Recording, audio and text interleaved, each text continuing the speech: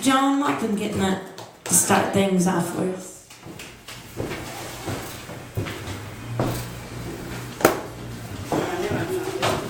Hello. Hola.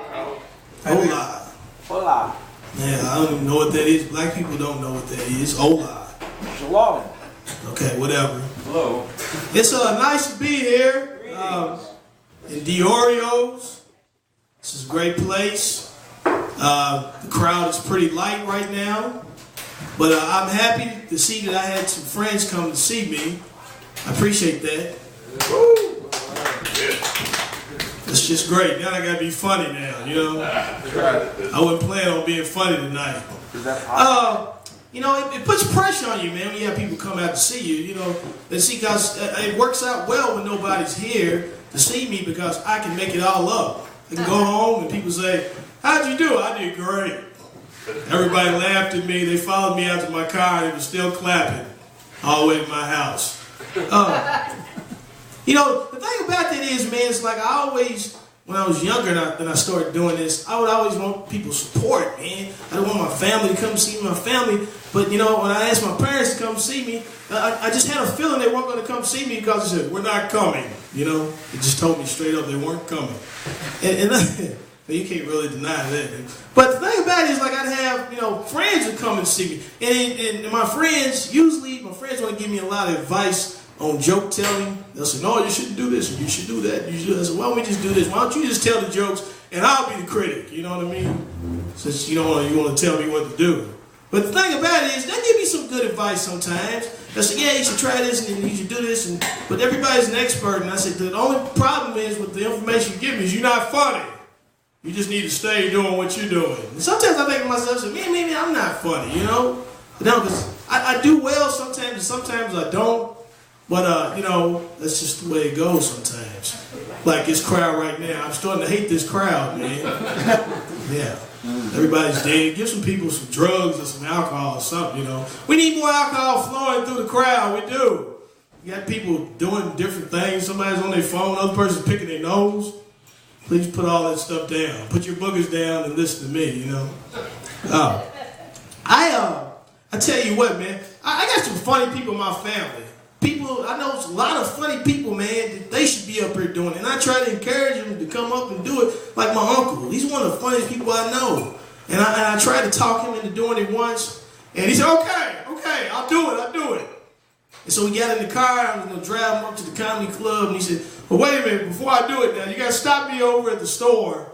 I stopped at the store. I said, what are you trying to get? Give me 2 half pints. You know, I said, no. Yeah, he wanted to drink before he got up. And when I used to do it, when I first started in the comedy clubs, the people, you know, older comics, they would come up to me and they would say, so I would always be really nervous. I would shake, you know, and have to urinate, you know, stuff like that.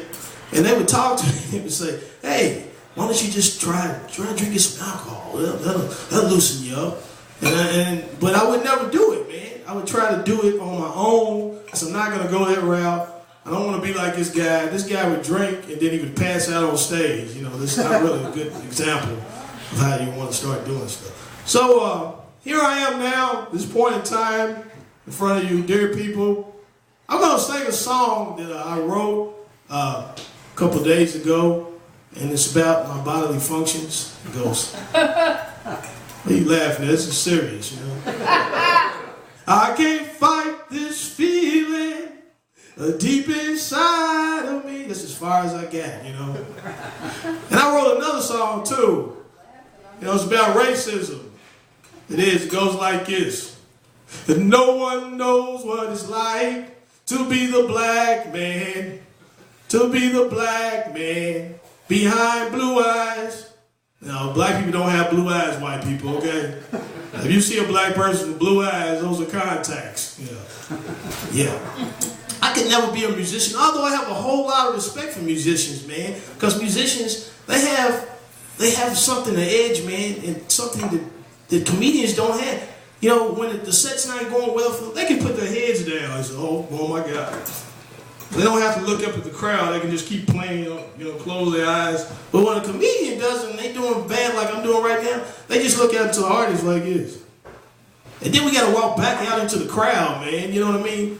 And I I'll be honest, you know, the difference between the races is that, you know, white people, man, like if you don't do well, they'll talk to you. They say, you're doing great.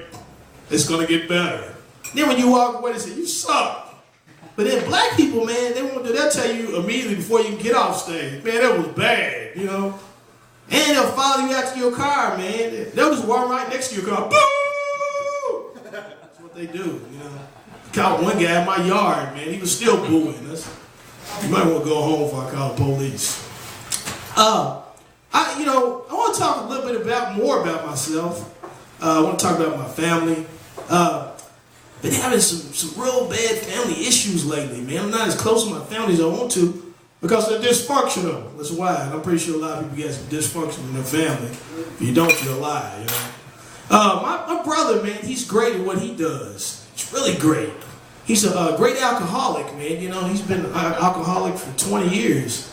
And he's at the top, you know, of being an alcoholic.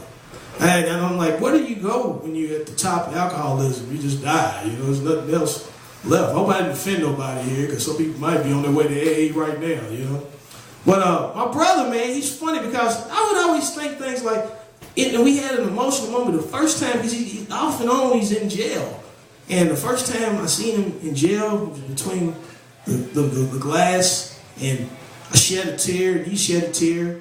That was 20 years ago. And then the next time I seen him, he was in jail, and I seen him through the glass, and I was about to shed a tear, and I looked at him, and they brought him down. This guy had a smoking jacket on, you know. He was really calm. He got used to being in jail. I mean, he was just calm. And I thought to myself, I said, what have you been doing the whole time you've been in jail? He said, well, I've just been lifting weights and watching cable television. I thought to myself, why am I on the outside? I ought to be inside of here.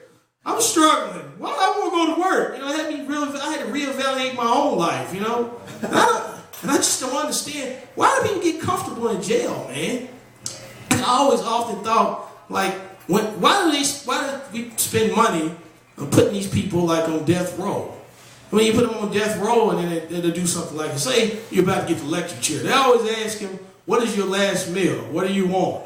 Why do you don't spend money giving this person his last meal as soon as he eats, and then you put the thing on his head that's going to come straight out, you know? That's a wasted meal, you know? Don't do that. Just give this guy a glass of water and let that be it, you know? And I couldn't go to jail, man, because I know I'm not a tough guy, man. You know, I just couldn't do it. But you see on television, they make it so comfortable looking, you know? Well, actually, you know, hello, sir just walked in the middle of my act. Two people just walked in the middle of the act. Is smoking that important? You know, I wanted you to listen to my act. Well, no response. Okay, I'll go back to the jokes. But, yeah.